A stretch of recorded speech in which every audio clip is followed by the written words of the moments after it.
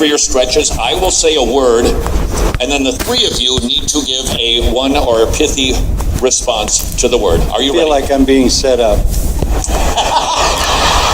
That is always the case with Todd. Watch out for him. He will try to embarrass you. We're going to start out. This is just kind of touching your toes. Easy setup for you. Let's begin with an easy one. The word is Beth Moore. That's 2 words. Literalist. All right. Dr. MacArthur, Beth Moore. How many words do I get? You know, actually, and before you answer this, please think carefully this time, because last time you did a one-word association. The guy wrote a book about it, and we don't want that. I was thinking of the same word. Okay. Go home.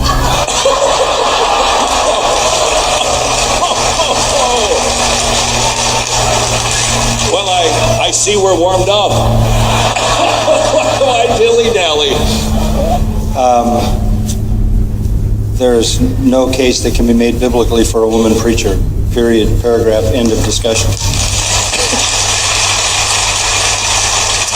So let me see if I can get a clarification on that. I would just add one thing. Just because you have the skill to sell jewelry on the TV sales channel doesn't mean you should be preaching. There are people who have certain hawking skills, natural abilities to sell. They have energy and personality and all of that. That doesn't qualify you to preach. Dr. MacArthur, we've done this a number of times, and I've asked you a number of questions on pretty broad-ranging issues. I'm perceiving this is actually troubling you. Profoundly troubles me because I think the church is caving into women preachers. Just the other day, the same thing happened with Paula White. A whole bunch of leading evangelicals endorsed her new book. She's a heretic and a prosperity preacher, 3 times married, and what are they thinking? The Me Too movement, again, is the culture reclaiming ground in the church. When the leaders of evangelicalism roll over for women preachers, the feminists have really won the battle. The primary effort in feminism is not equality. It's not. They don't want equality. That's why 99% of plumbers are men. They don't want equal power to be a plumber. They want to be senators, preachers, congressmen, president, the power structure in a university. They want power, not equality. And this is the highest location they can ascend to that power in the evangelical church and overturn what is clearly scriptural.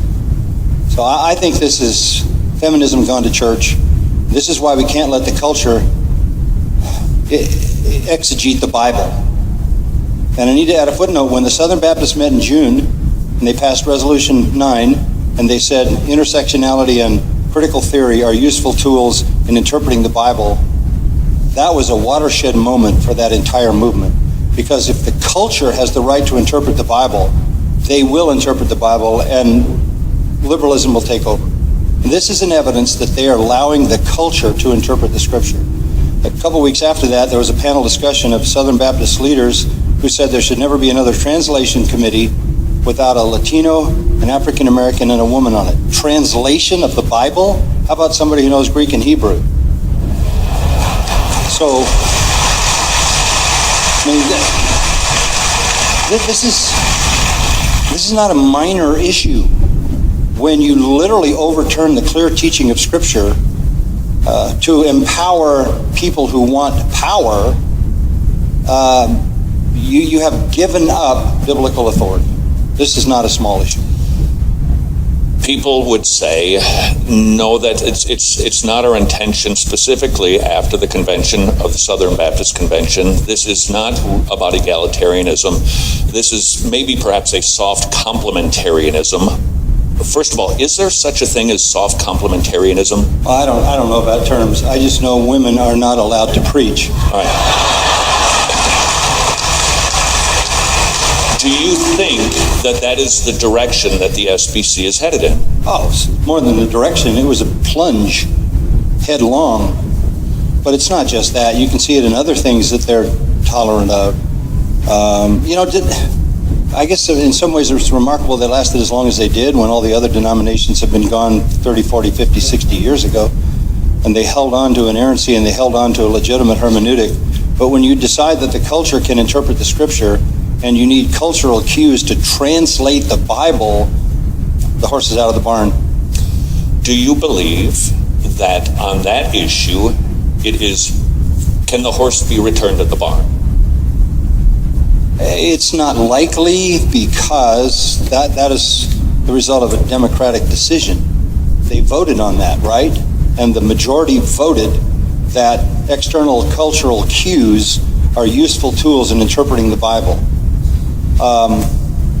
That's the fruit of inadequate teaching at a core level, at a foundational level. So how do you turn that around without going back into the whole operation and changing the way they understand